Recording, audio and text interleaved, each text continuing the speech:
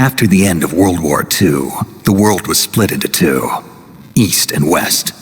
This marked the beginning of the era called the Cold War.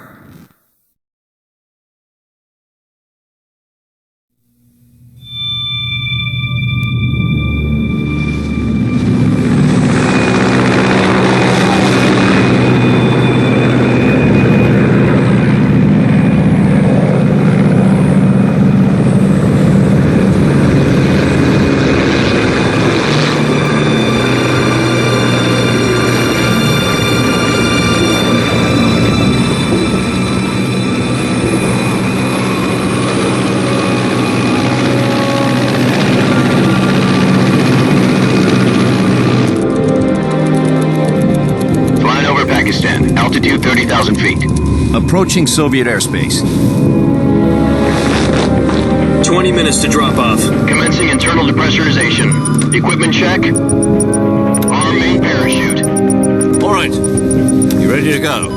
Drop zone still showing a high pressure mass. Cav okay. Good. We've got high visibility.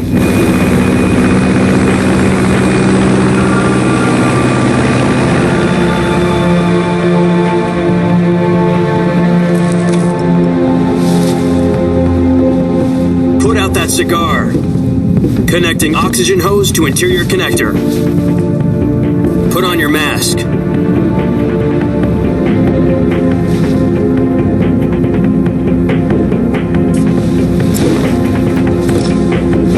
Does this panty waste know what he's doing? Approaching release point. 10 minutes to drop off. Hey, are you deaf? He said put out the cigar and put on your mask.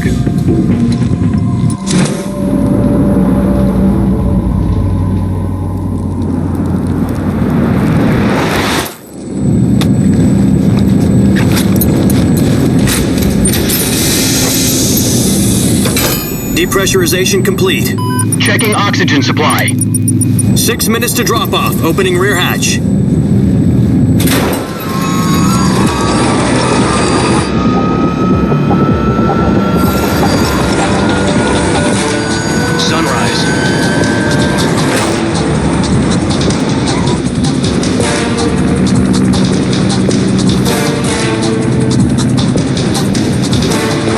Temperature minus 46 degrees Celsius. 2 minutes to drop off. Stand up.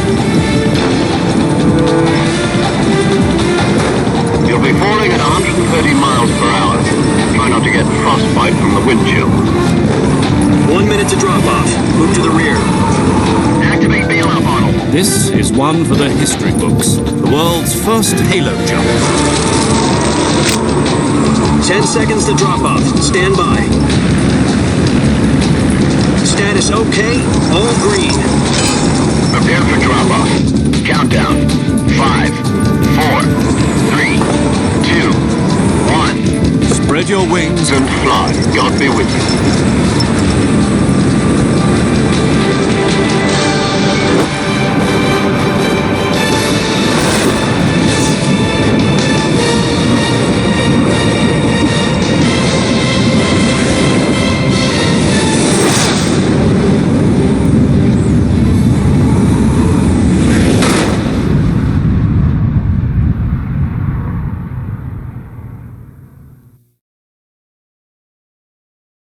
Jack, I've got some important news.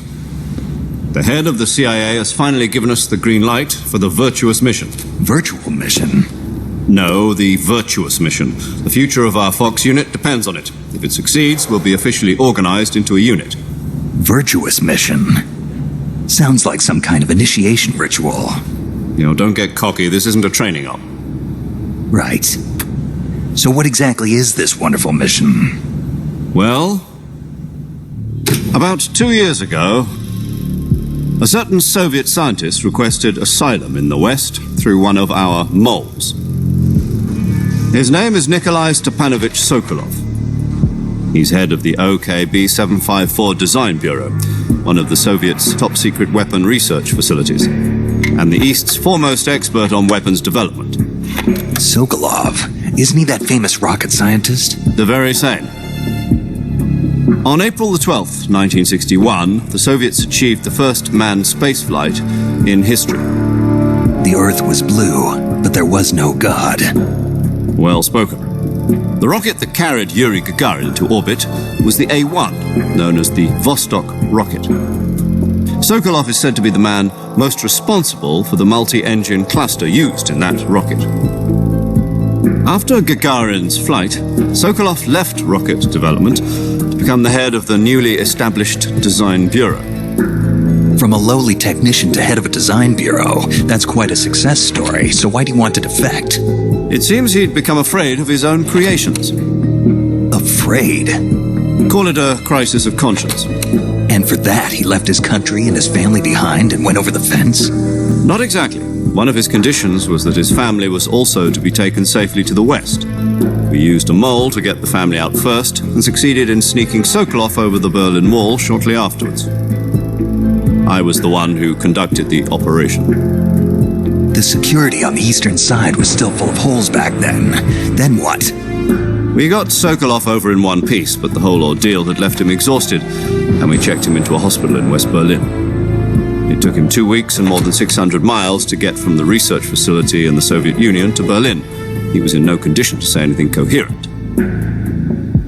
And it was only a week later that we had something much bigger on our hands. The Cuban Missile Crisis.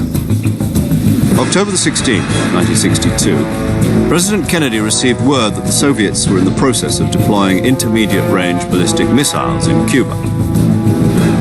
The President demanded that the Soviets dismantle and remove the missiles. At the same time, he announced a naval blockade to prevent further missile shipments from reaching Cuba. But the Soviets didn't back down, instead placing their armed forces on secondary alert. Soviet transport ships carrying missiles continued on course towards Cuba. US and Soviet forces went on alert for an all-out nuclear war. Frantic negotiations were conducted through the UN's Emergency Security Council and unofficial channels to end the hair-trigger standoff. Finally, on October the 28th, the Soviet Union agreed to remove its missiles from Cuba. And so the world avoided a nuclear holocaust. But in order to get the Soviets to pull their missiles out, we had to make a deal. You mean the one where the US agreed to remove its IRBMs from Turkey? No. The Jupiter IRBMs deployed in Turkey were obsolete, and we were going to get rid of them anyway. They had no strategic value whatsoever to either the US or the Russians. The Turkey deal was a ruse, a cover story that was fed to the other intelligence agencies around the world. So what did the Russians really want? Sokolov. They wanted us to return Sokolov. You mean the Soviets pulled out of Cuba just to get their hands on Sokolov? That's right. What the hell was he working on? At the time, we had no idea. We were running out of time. It was either give up Sokolov or risk full-scale nuclear war. In the end, we had no choice. President Kennedy gave in to Khrushchev's demand. The next day, I got Sokolov out of the hospital, handing him over to agents on the eastern side. Sokolov kept on screaming, "Save me," until he disappeared from my sight. Then a month ago, we received some new information from one of our moles. About Sokolov? Yes. He was taken back to the research facility and forced to continue working on the weapon in question under KGB supervision. What's more, it's on the verge of completion. So what kind of weapon is it? Something to do with space rockets? No, missiles. Same technology. I guess you're right. We don't know the details, but it appears to be a new kind of nuclear device. For half a year now, the Soviets have been conducting frequent nuclear tests at Semipalatinsk. Something to do with the weapon, I assume. We're talking about a secret weapon so big that Khrushchev was ready to pull out of Cuba to get it back. Is Sokolov still in the facility? No. According to our intelligence, he's in Selinoyarsk, a place in the mountains about 3 miles to the west that's known as the Virgin Cliffs. The Virgin Cliffs. Nice name for a virtuous mission. They moved him there just recently. Why? Apparently, they're conducting a field test of the weapon, but it's our best chance to get him back. This mission would never have been possible if he was still in the research facility. This is our last chance. Sokolov must have known that too when he contacted us.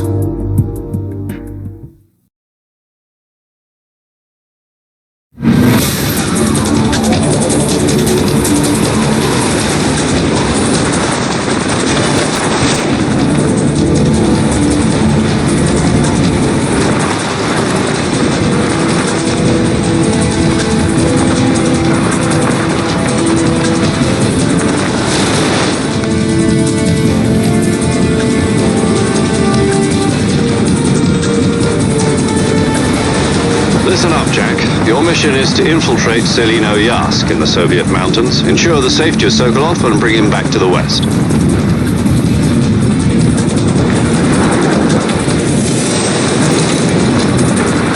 If we don't get Sokolov back before that weapon is complete, we'll be facing a major crisis. The clock is ticking.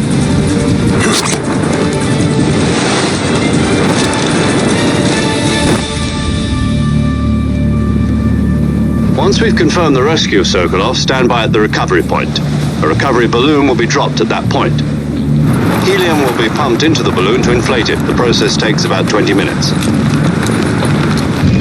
Once it's complete, the gunship's arm will latch onto the balloon and pull it up. The Fulton surface-to-air recovery system. I'm familiar with the theory. Take it easy. It's been combat-proven. Do you think Sokolov is up to it? The shock will be less than during a parachute jump, and the arm can handle up to 500 pounds. So you're planning on going over the border in a single combat talent? She's equipped with two 6-barrel 20mm Vulcan cannons, as well as two 40mm machine guns. Sounds like she could hold her own against a battalion of tanks. Even with the fuel in the reserve tank, we're facing a 4-hour time limit.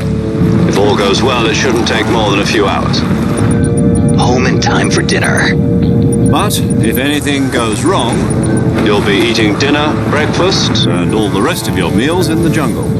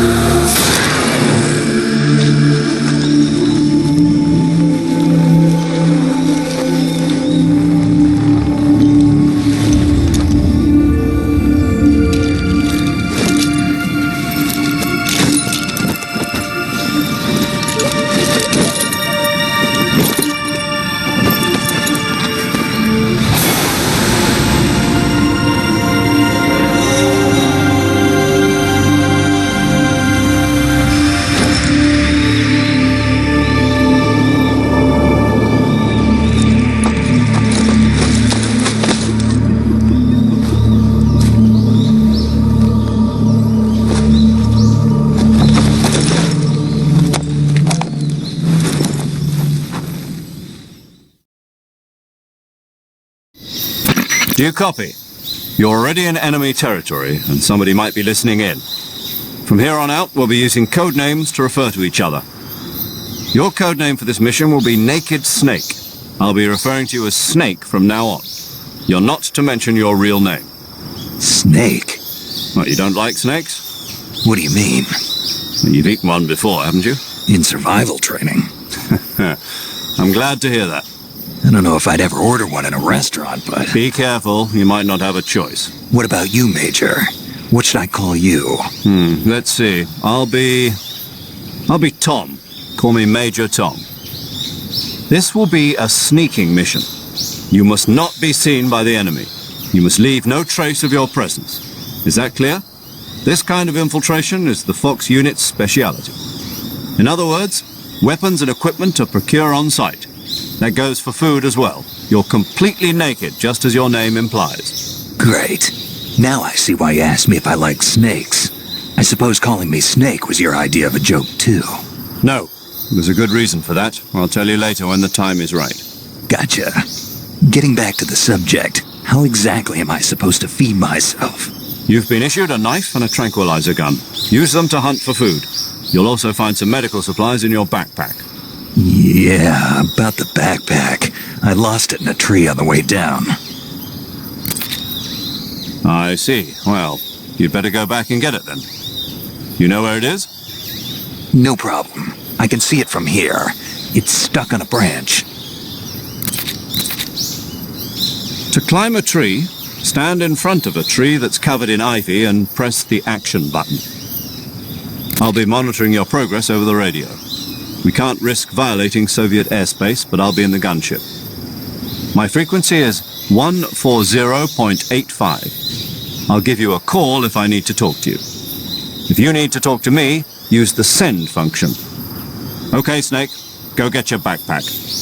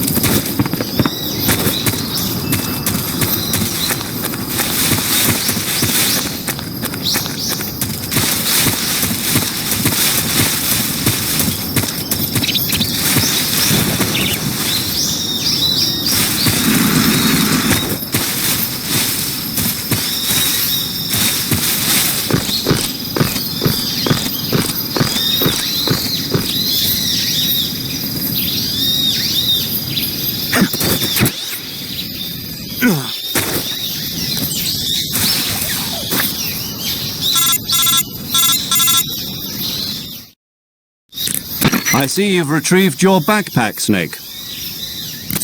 To equip a weapon, it's necessary to take it out of your backpack.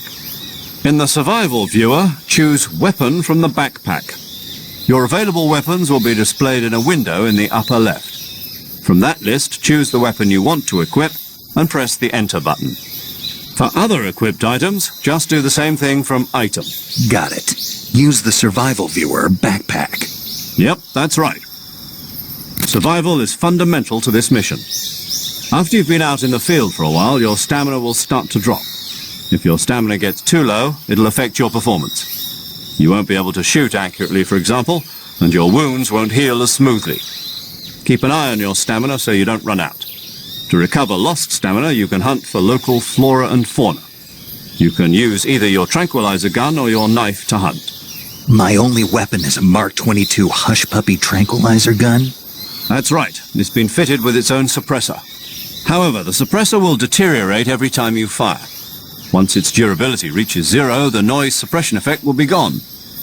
So don't get too trigger-happy with it. The suppressor's durability is shown in the icon. Any weapons and equipment beyond what you're carrying now, you'll have to find as you go. I have to find my own weapons and equipment? Whose crazy idea was this anyway? Solo covert actions are standard Fox operating procedure. You can't leave any traces of your presence. No weapons, equipment, footprints, sweat, or bodily waste. The same goes for bullets and cartridges, too. Your presence in enemy territory is already a violation of international conventions of warfare. There aren't supposed to be any American soldiers in Russia. It could spark an international incident. You can't let anyone see you. You can't let the enemy know you're there. This is a stealth mission. You're a ghost, Snake, in every sense of the word. And there'll be no rescue if you're captured. The military and US government will deny any involvement in the affair. Then I'll just have to take care of myself, huh? I'm afraid so. You've been given a fake death pill for that purpose. SIS guidelines stipulate that soldiers on covert ops like this one be issued a potassium cyanide capsule. Tape it to your body so you can take it when you need to. How generous of you. Use it if you're taken prisoner by the enemy. It'll send you into a state of false death for a short time. Fooling them into thinking that I'm really dead. So how do I come back to life? Just take the revival pill. You mean that thing they put in my tooth before the mission? That's the one. But be careful. If you remain in a state of false death for too long, nothing will be able to bring you back. Remember that. I'll keep it in mind. You said this was a solo mission, right? Right. I guess that means I can't count on any reinforcements. Correct. The mission rests entirely in your hands. A real one-man army. Relax. There's a support team ready to back you up over the radio. Who? I'll introduce them to you. This time, survival is of utmost importance. The first member of the support team will be in charge of monitoring your physical condition, acting as a medic, so to speak, as well as recording your mission data. She's a member of Fox as well, and she's here on the gunship with me. She? Hello, Snake. I'm paramedic. Nice to meet you. Paramedic. As in a medic who comes in by parachute. Aren't you going to tell me your real name? Are you going to tell me yours, Mr. Snake? My name, huh? It's John Doe. And they call you Jack for short. You're a regular Captain Nemo. A name means nothing on the battlefield. After a week, no one has a name. What's your name? Jane Doe. Very funny. I wasn't joking, but I'll tell you my name only if you manage to make it back alive. My frequency is 145.73. She's also in charge of recording your mission data. Whenever you want to save, send a message over the reserved save frequency, 140.96. So saving lets me record my mission data. That's right. It also records the state of your health. Good to know. There's one more person I want to introduce you to, Snake. Huh? Speaking of snakes, you remember the boss, don't you? A legendary soldier and your mentor. Actually, it was the boss that got the DCI's authorization in the first place. She's going to be serving as Fox's mission advisor. The boss is? She also helped me plan this mission. She and I were at SAS together. Jack, is that you? How many years has it been? Boss? That's right. It's me. Talk to me. Let me hear your voice. It's been 5 years, 72 days, and 18 hours. You've lost weight. You can tell just by the sound of my voice. Of course I can. I know all about you. Really? Well, I don't know anything about you. What's that supposed to mean? Why'd you disappear on me all of a sudden? I was on a top secret mission. You didn't need me anymore. But there were still so many things I wanted you to teach me. No, I taught you everything you needed to know about fighting techniques. I taught you all I could. The rest you needed to learn on your own. Techniques, sure. But what about how to think like a soldier? How to think like a soldier? I can't teach you that. A soldier needs to be strong in spirit, body, and technique. And the only thing you can learn from someone else is technique. In fact, technique doesn't even matter. What's most important is spirit. Spirit and body are like two sides of a single coin. They're the same thing. I can't teach you how to think. You'll just have to figure it out for yourself. Listen to me, Jack. Just because soldiers are on the same side right now doesn't mean they always will be. Having personal feelings about your comrades is one of the worst sins you can commit. Politics determine who you face on the battlefield. And politics are a living thing. They change along with the times. Yesterday's good might be tomorrow's evil. Is that why you abandoned me? No, it had nothing to do with you. I already told you, Jack. I was on a top secret mission. A soldier has to follow whatever orders he's given. It's not his place to question why. But you're looking for a reason to fight. You're a natural-born fighter, but you're not quite a soldier. A soldier is a political tool, nothing more. That's doubly true if he's a career soldier. Right and wrong have no place in his mission. He has no enemies and no friends. Only the mission. You follow the orders you're given. That's what being a soldier is. I do whatever I have to get the job done. I don't think about politics. That's not the same thing. Sooner or later, your conscience is going to bother you. In the end, you have to choose whether you're going to live as a soldier or just another man with a gun. There's a saying in the Orient, loyalty to the end. Do you know what it means? Being patriotic? It means devoting yourself to your country. I follow the president and the top brass. I'm ready to die for them if necessary. The president and the top brass won't be there forever. Once their terms are up, others will take their place. I follow the will of the leader, no matter who's in charge. People aren't the ones who dictate the missions. Then who does? The times. People's values change over time, and so do the leaders of a country. So there's no such thing as an enemy in absolute terms. The enemies we fight are only enemies in relative terms, constantly changing with the times. As long as we have loyalty to the end, there's no point in believing in anything, even in those we love. And that's the way a soldier's supposed to think? The only thing we can believe in with absolute certainty is the mission, Jack.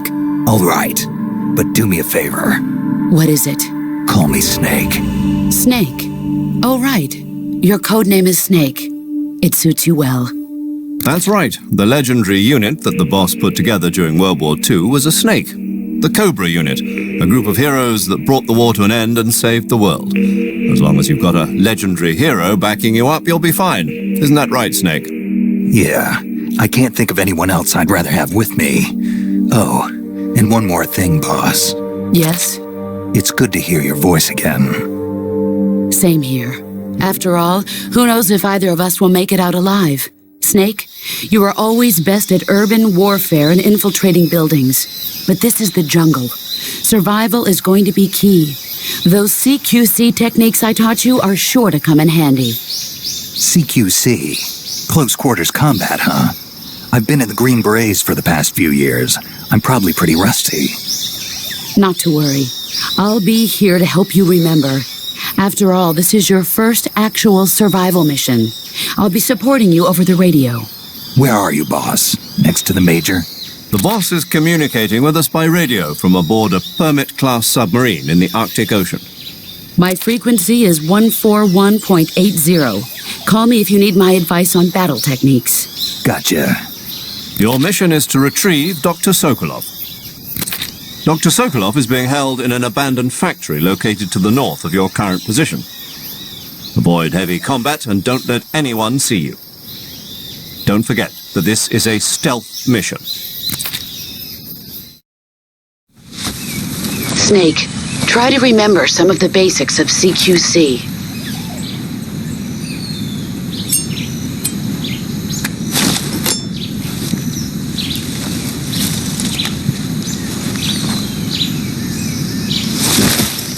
Commencing virtuous mission now.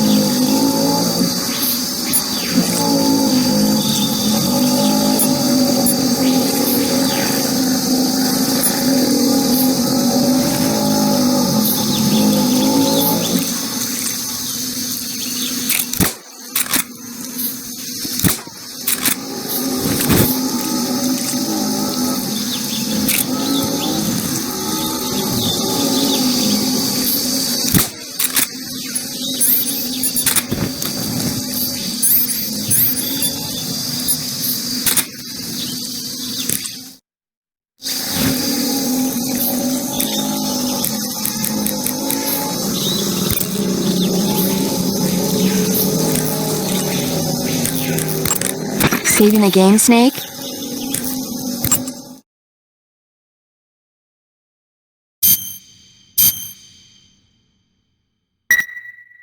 Hey, Snake, you ever heard of Godzilla King of Monsters? No, what is it? It's a movie. You haven't seen it? Nope. It's about this monster called Godzilla, who grows to an enormous size in a nuclear test and goes on a rampage in Tokyo. Nuclear test, huh? Then the Marshall Islands must be crawling with giant monsters right about now. It's just make-believe. Maybe that's why my pants have been so tight lately. Snake, it's a movie, not a report out of Los Alamos. I know, so then what happened? Godzilla is immune to all weapons, and humanity has no way to stop the monster.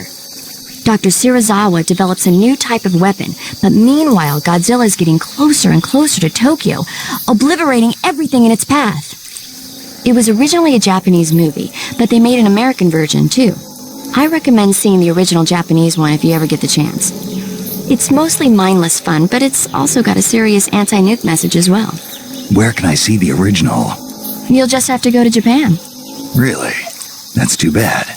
Well, if you wait 40 years, you might be able to see it in America, too. Why's that? 2004 will be Godzilla's 50th birthday. You think they're still going to be making Godzilla movies then? Of course! Everybody loves Godzilla. You sure know a lot about movies. I don't suppose you're the movie-watching type, are you? Not really. Okay, then I'll tell you everything I know. When the going gets tough, movies can save your life. It's always good to be able to look at things from a different perspective when you get in a jam. That's the magic of movies. No kidding. Well, I guess it might at least make a nice distraction. That's the spirit, Snake. Have a little fun.